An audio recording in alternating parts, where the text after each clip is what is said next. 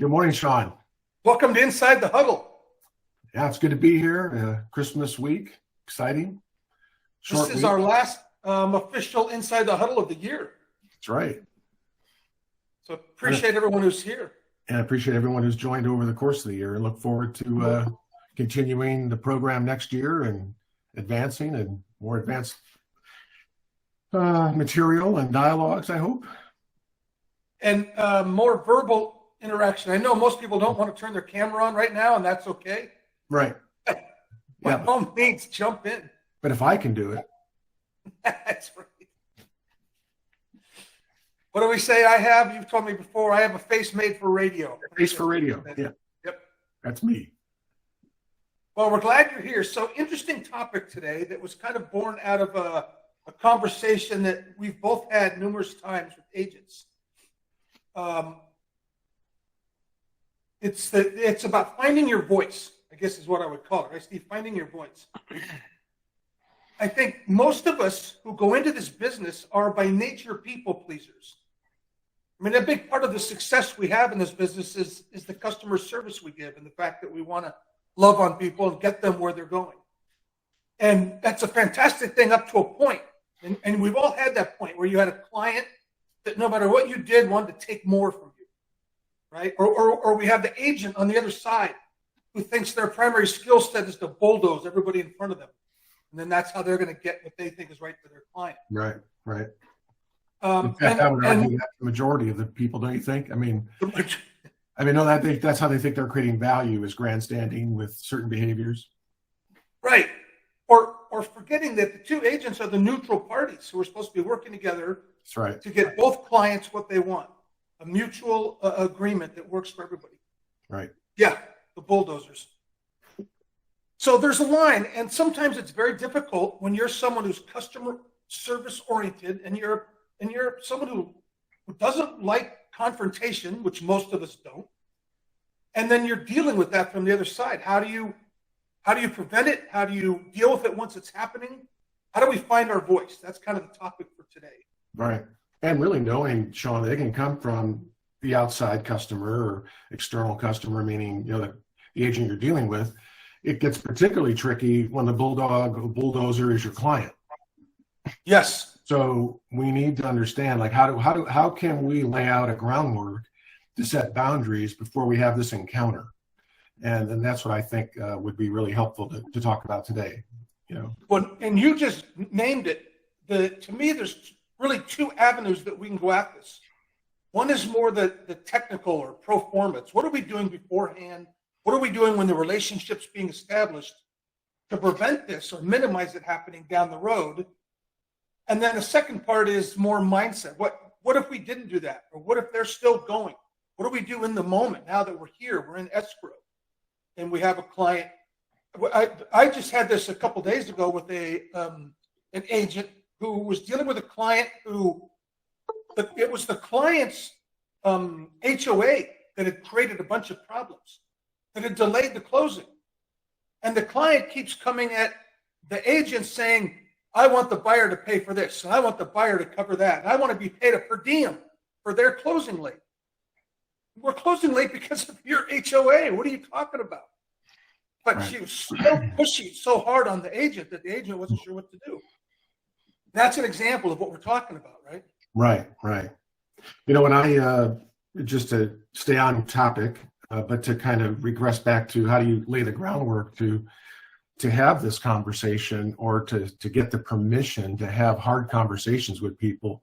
A hard conversation to me is telling people what they need to hear when they don't want to hear it. That's a hard conversation.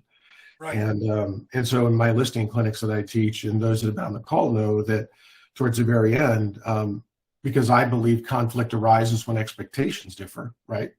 Mm-hmm. In this case, this scenario you just laid out, the seller has an expectation that's not aligning with what's happening. And so one of the things I teach, and it's just a quick little rule here, is that we are problem solvers. We are risk managers. Amen. And I used to, not some of the time, not part of the time, but at every single listing I've ever taken, I would tell the seller, now that we've agreed, yada, yada, yada, there is inevitably will come a time where something is going to take place. There'll be an issue that will pop up that'll be unexpected for both of us. But when that moment happens, what I'm asking you to do is to trust me in that situation, because I will be the one that will be objective, safeguarding your interests. And when those moments happen, in my experience, one of the best things my clients can do is take my advice, even though it may seem to go in contrary to what it is that you'd like to see happen. So in other words, kind of setting up that in every transaction there are problems. When these problems hit, when that problem happens, one of the best things you can do at that moment would be to take my advice. And I can go deeper on that, Sean, but I used to say that every time, so that when that moment did pop up, I could reference back to that conversation, say we're at one of these moments.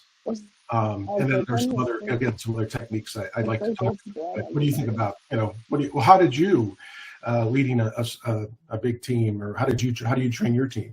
You're dead on. The first rule I had in setting expectations, and that's what you're saying. We have to set expectations early on, like in the listing presentation. Right. And I would ease into it with communication, because that's often a downfall. We communicate not enough or too much, and it's happening because we didn't set an expectation. So this is normally how I communicate with clients. If you would like more or less, tell me now. I want to make sure that I'm taking care of you. It's always coming from, I want you to be happy, but here are my parameters. Right. Speaking of which, I don't take calls after 7 o'clock at night or 5 o'clock or whatever your time is, because that's my time with my family. If you want to text or leave a message, I'll happily return it in the morning. When everything is all friendly still, that's when we set those expectations. And then that leads to the one that you just said, Steve, which is, I said almost the exact same thing. Listen, especially in this market, there are things that are going to come up. And the reason people hire me is my expertise and my experience handling these problems. When they come up, I need you to say, I'm going with you. Whatever you're suggesting, we're going to go with. Otherwise, it's going to cost us time, and time usually hurts us financially. Does that make sense? Yeah, it does. And the thing here, Sean, is that it's really understanding that there's a difference between scripts and dialogues. There are thousands of books that are out there that will give you words to use in certain scenarios, right? Kind of like what we're doing. There'll come a moment, Mr. and Miss Seller, or buyer, that in a transaction something may pop up, and understanding that I'm completely, my number one goal is to safeguard your interest, always and forever. So when that moment pops up, one of the best things you should do is to take my advice. Now, I say that, and I mean that, but what I want to know is that what I want to share with you is, because I think establishing an open line of communication is the key to success in everything we do in this business.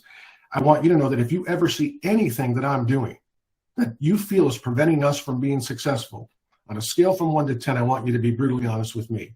And I'd like to have permission, so that if I see a strategy or a path that we're going down that you're taking that would ultimately impair the goal, the objectives we're setting here tonight, that would be keeping us from being successful, I'd like to ask for permission to be a 10 with you, because that's how we can assure Mr. and Ms. Client, or that an open line of communication is established.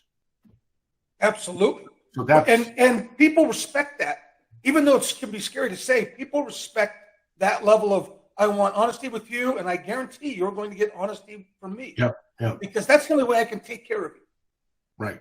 So that when these moments pop up, now you've laid the groundwork so that you can go back to that dialogue. Remember when we met, Sean, 2 months ago, and I said there might be a moment where, if and should and how, and I think we're at one of these moments now. We're here now, right? So this is even more true, by the way, if you're dealing with a buyer. The buyer market is so difficult. I would say we used to have 2 parameters when you're with a buyer. Are they pre-approved, first and foremost? And do they know what they're looking for? Will they meet with you, do a consultation, right? If they just want to, no, just meet me at a property I found on Redfin, no, I don't work with people like that. I would add a third rule now. When I say this is it, go, jump, move now, will you move now? If not, we're just going to frustrate ourselves for weeks. And I have other clients right now that need me, that are ready to move right now. If you're not in that place yet, I understand, but you're not ready to actually work with me. Right. And some people will back off. That's okay. You don't want to work with them. And others will say, wow, this guy really knows what he's doing. She is in control, and I need that right now because this market is out of control. And you'll gain let's take another step back, right? Because the dance here to success is 3 steps forward, 2 steps back. I mean, I don't know that I'll ever win another award in my life, Sean, but if I ever do, I've decided when I walk up on stage, it's going to be a 3 steps forward, 2 steps back. And that's how I got to anywhere I've been in life, right? So I'm failing almost as much as I'm succeeding. Mm-hmm. But what's to stop us from having a similar dialogue when we open up escrow with a cooperating agent? To say, how do I win with, what's the best way for us to establish an open line of communication? How does someone win with you? Like, what would that look like? Do you want me to text you? Do you want me to email you? If I see a sensitive issue that I know might ruffle your client's feathers or yours for that matter, how do you want me to be on a scale from 1 to 10? I mean, why not?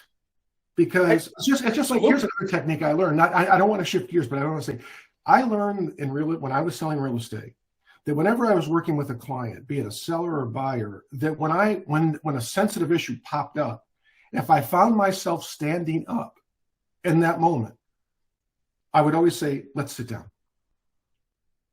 Let's sit down. I never wanted to try to solve a problem standing up. It was a little thing that I learned that my chances of success go up astronomically if we're sitting down having a dialogue, me not scrambling for a script. Let's have a conversation. Let's talk about this. More rapport and intimacy. Right. What if you could see what if you were the buyer in this situation and you found out that the house had termites and that, because they're coming unhinged. So let's sit down. Let's pretend as if you were right. So anyway, just not to deviate too much, but it's just it's always these little things, you know what I mean? It's always these little things. Well, but there's a big thing you're exhibiting, which to me is the other main step of this, the technical part. You establish dominance, and I know that sounds kind of harsh, but our job is to be the dominant one. The client is not the dominant one. Otherwise, they'd be doing the transaction. You establish dominance with questions, right? Questions are the key to establishing who's in control. Ask good questions, dominate the questions early on so that they know that you are running the show. You're the one who needs information. The 5 why game we've talked about. Get to their emotion. I want to sell my home for this reason. Really, why is that important? I see. What will that do for you? Okay, and how's that going to change your family? You're asking questions that matter and getting to understand their emotional core of why they're doing what they're doing. That's going to give you a lot of ability later to get them off a path they're going down that's going to hurt them. You can draw them back. The other one I would add to questions, and I think you would agree, again, we have to be careful of the people pleaser in us, right? That's such a good thing, but gets in the way at a certain point. When the other side, whether it's an agent or a client, throws out a little jab or a little test run at what the kind of way they're going to do business, you stop right then and ask why. Why do you want to do that? How do you think that will benefit you? Please share with me more why that makes sense to you. And it usually will crumble under its own weight. It's hard for people to say, well, just because I'm selfish or I just want to be kind of an ass. They won't say it. But you can't let it go. Use questions to establish control of the relationship. Right. Am I being harsh, Steve? No. I feel the only thing I would say is the only dialogue switch I would probably use, again, stylistically, is nothing wrong with is help me understand. Right. Help me understand why taking that position you feel will benefit you. You know, or whatever it is. But help me understand, because I think that just lands, it puts you in a position of curiosity, which will almost always help you join forces with the person you're trying to assist, right? What you don't want to do is ever become combative with someone in a moment, whether it's an agent. I see this all the time. Like, you know, I can't, you know, again, we could go on. We need 4 hours to talk about some of the war stories that I've heard just sitting in my office, listening to agents interacting with clients or their agents, where I get up and go, this happened to me in Rancho Santa Fe like 4 or 5 years. It was actually 8 years ago. Gosh, my God. But I remember getting up out of my mouth saying, agent, can I ask, who were you talking to there? Oh, it was my client. Ooh. And I was shocked. So, you know, it was a teaching opportunity for me to say, you know, have you tried this approach? without being judgmental, without saying you are absolutely wrong to talk to them that way. It's like, can I give you some feedback? Because I think there's try this approach in the future. I think you might find that which is not telling them that they're wrong or going head to head. It's really say, I appreciate that. I got a listing appointment. Hey, Mr. Miller, Wayne Miller, you want to interview 3 other agents today, and I appreciate that. Just out of curiosity, what is it that is there anything before I leave that I should have covered that I didn't? No, I just need, and just out of curiosity, Mr. Miller, what is it that you're going to be looking for as you conduct these interviews going forward? Like, what is it that I just want to dig deeper on splits or whatever they say. I can, not always, but I run the potential just by asking that question, sealing the deal. But again, it gives me understanding on how I need to follow up. But my point was not that so much. It was help me understand. Right, what it is. Right. So we're saying the same thing. There's a couple styles. Yours is help me understand. Mine is share with me. But yeah, we're both being very clear. If you tell somebody something, it may be true. If you're telling them they're wrong, it's most probably not going to be true as far as they're concerned. But if you help them self-realize, then it's always true because they're the one that came to the conclusion. Help me understand this. Share with me why this is going to benefit you. And then when they can't, they'll be the ones to say, maybe we shouldn't do that. I think I agree with you. Good decision. Or if it's an agent, Sean, that you're on high ground and you're beating the shit out of me. Excuse my language. Sorry, I forgot we're being taped. But you're pounding away at me, and it takes the song "Englishman in New York," Sting song "Englishman in New York," where he says it takes he just says it takes a man, but women or man, but it takes a man to suffer ignorance and smile. Be yourself, no matter what they say. So if you're just pounding away at you, you can use the same technique to de-escalate the tension. Even though your blood is boiling, they're talking at you as if you're some gum stuck to the bottom of your shoe. Sean, I appreciate where you're coming from. I do. Can I share with you? Now, all of this will be made much easier if at the beginning of opening escrow, if that's the case, you've already established this line of communication. Remember, Sean, when we talked earlier, when I said if I see something that might be preventing us from having a successful outcome here, that I'd be honest with you, and you said that's okay. We may be at one of those moments. So I appreciate what you're saying, your client's position. I really do. May I share with you the position that we're at, and let's talk about how we might be able to come to a successful outcome. Ignore the noise. Don't take the bait. This is what top agents try to do to get you rattled. And when you're rattled, getting all emotionally invested in what it is they're saying, you have lost your power. You've given your power over to them. Right. You've let them in. You've left the ability to represent your clients effectively on the table because your ego is taking over. Screw that. Ego's always going to hurt us. Always hurt us in these situations. Forget ego. Be focused on your client's needs. Anyway, I'm going to keep it moving because here's another technical part. This should, for me, the last of the technical before we get into a couple mindset. Use the contrary to real estate broker agent agreement. It's in the Compass library. With your client, if you haven't been able to help them get past this bad idea, then you bring this form out and say, well, I need you to sign this. Because that's a very heavy, you are now acting against professional advice. Doctors have you do it and we have you do it. That's right. We have to protect ourselves from the liability that you're now incurring against my advice. Right. That will back people up and make them think, wait a minute. Absolutely. It's your best friend. It's your best friend. But you can't be afraid to bring it out. No. Right? So that brings me to the other side of the page, which is some of this is our own mindset, right? Like we fear rejection. We all do. Natural human nature is to fear rejection. I bring that page out and tell them to sign it, and they say, no, that's rejection. And then how do I have any power or control? We have to reframe that. One of the things you can do is you can decide what things mean, by the way, right? We assign meaning to everything. There's no actual meanings. So what you're calling rejection right now, I would say is a plea for help from the other side. They are at the top of their lungs explaining to me that they don't know what they're doing. And they've hired me to help them. They're not rejecting me. They're saying, please help me. Just like a for sale by owner sign in the yard. is not a rejection of a real estate agent. It's a plea for help. I'm about to do something that's going to cost me 20% of my equity because I think I can. Please help me. It's up to you to define it, to decide what it means, right? Absolutely. No, absolutely. Yeah, I'm just enamored. I'm just taking it all in because what I was thinking about when you were talking was just something that I think some of us, if we haven't bought or sold a home in a long time, forget just how incredibly emotional it is and how irrational we can be. And when someone is exhibiting this level of concern, agent, client, whomever, the best thing you could do for yourself is to try to take responsibility for that. That will help de-escalate your ego and say, something I've done here has put me in this situation. My ineffectiveness at establishing an open line of communication has got someone so bound up that it feels like they're beating the crap out of me, whoever that is.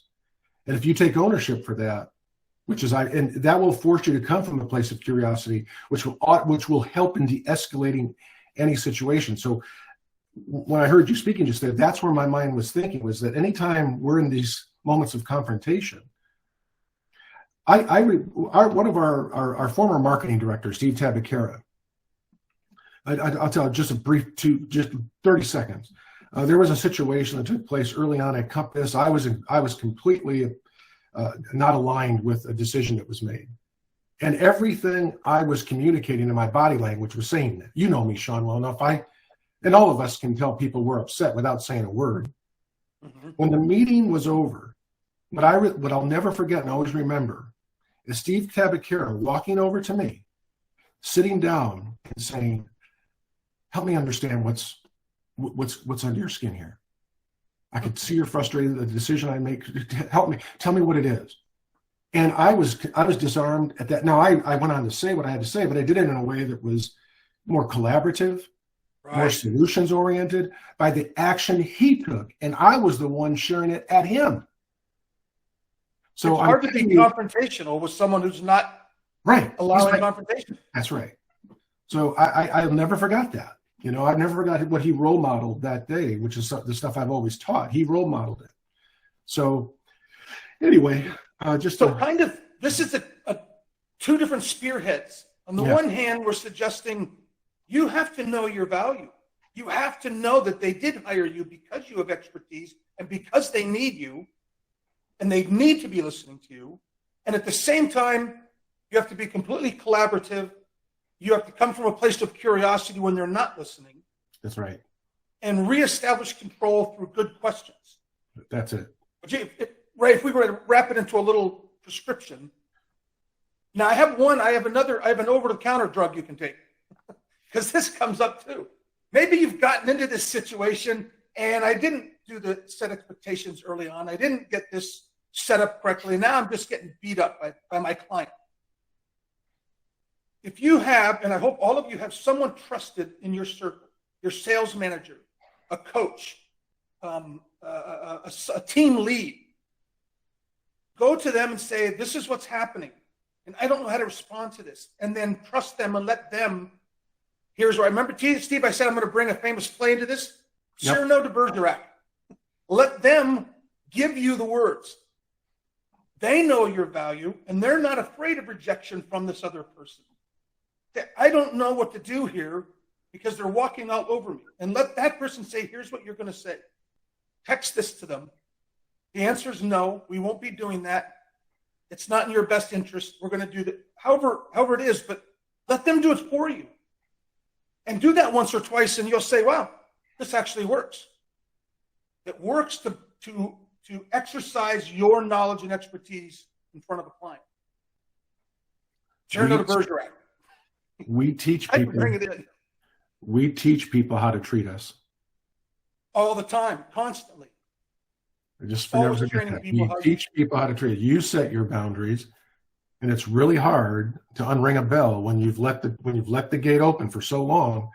To then all of a sudden, when you've had enough and you're ready to dump your bucket, to try to reset expectations. That's why I know it sounds weird. I know it sounds funny. It may sound, like everything in life. Until you do, the more you do anything, the better you get at it. But if you practice the dialogue, not the script of, just think about what you'd say if you wanted at the end of the meeting to set up expectations, open lines of communication, right? Like I think of the song Happy Birthday. If we stopped right now and I said, today is Sean Purcell's birthday, everyone, ready, happy, and off we go, right? We didn't learn that by reading it. None of us learn happy birthday by reading it. We learned it by someone using that dialogue over and over and over again. So you know that it's a truth, that this is just how that is. That's the song. I never read Happy Birthday to You. Anyone on the call ever read the song? What I'm teaching you here is what I've seen role model, just like that song, that we all jump in time and time again. That this process, if you commit to doing that up front, your life will be infinitely easier in terms of setting the boundaries of how people can, right? If I say it's true, and how many of you believe it's true that we teach people how to treat us? Well, when are you going to do that? When do you do that? Oh, I mean, you're going to wait till there's conflict, and then all of a sudden that just adds to anxiety and frustration. You're all both bound up now. You're trying to course correct someone. None of us like to be course corrected, directly, confrontationally. So if you set up the boundary on the front, if you just take a little bit of what I said here and invest on the front end in every relationship you have, whether it's the agent when you go into escrow, whether it's your client or buyer when you're setting up those initial interviews, establishing open lines of communication, you will find, I promise you, if you trust me a little, trust me a lot, I promise you will find when conflict arises, it will be much easier for you to navigate than if you just go head to head like so many of us do, because that's a weird conversation, it's uncomfortable. I don't do that. I'm just going to keep doing what I do. I know this because this is similar to asking agents to sign or get agents to sign buyer agencies with their clients. They know they should. They know it would be infinitely helpful if they did. But that might mean that someone says no to them. And so fear of rejection, they just keep plowing on and then they get let down. And anyway, it's just a vicious circle. If you want people to treat and respect you and be loyal to you, act that way. And view it the way you would have no problem when you're looking at the building of anything from a garage to a building. You'd say, well, that base better be damn solid. Can't build on something that's not a solid base. Well, yeah. That's what you're establishing in the beginning, the solid base of the relationship. Yep. And then you keep it in alignment along the way. But I want to emphasize, if you find yourself out in the middle of it and you've gotten too far offshore, reach out. Yeah. If you can't get a hold of somebody else, get a hold of Steve or me. We will help you. That's it. You have help. You always have help. That's the other thing that everyone should always know. That's why we're here. You're not alone. But then we're going to have a conversation about what happened in the beginning too, so that you don't have the problem again. Yeah. You guys are the experts. That's another thing I've learned too, is sometimes I can be professorial. I've gotten feedback a long time ago in my career, that when people look for help, they want help first and then a lesson second. I've always tried to do it simultaneously. So I've learned the hard way that, lift them up, dust them off, get them moving, and then say, hey, Julia, can we have a minute? Can I get 5 minutes on your calendar? And then just fix it then. But so let's get some fish on the plate. We can learn that later. And so the lesson here is do that with your clients as well. If you're in that conflict and this agent's beating the crap out of you, your client's beating the crap out of you, work to the solution. When you move forward with the marching orders and you establish what needs to take place, circle back and have that don't be afraid to have that conversation. You will gain a level of respect from anybody on this planet. I don't care, buyer, seller, me, you, Robert Refkin for that matter, if you are willing to go back and have an honest conversation about resolving conflict in a way that's beneficial for everybody. There's a line I have on my board that I love that reminds me. It says, what would you say if all you cared about was solving the problem? Yeah. Which takes all my ego out. All right, we're going to turn off the recording here in a second. Just a reminder, this is the last huddle for the year. Our next huddle will be on Monday, January 10th. So hoping everybody has a great holiday season. Steve and I will stick around as always to answer any questions you guys have, but we're going to stop the recording now.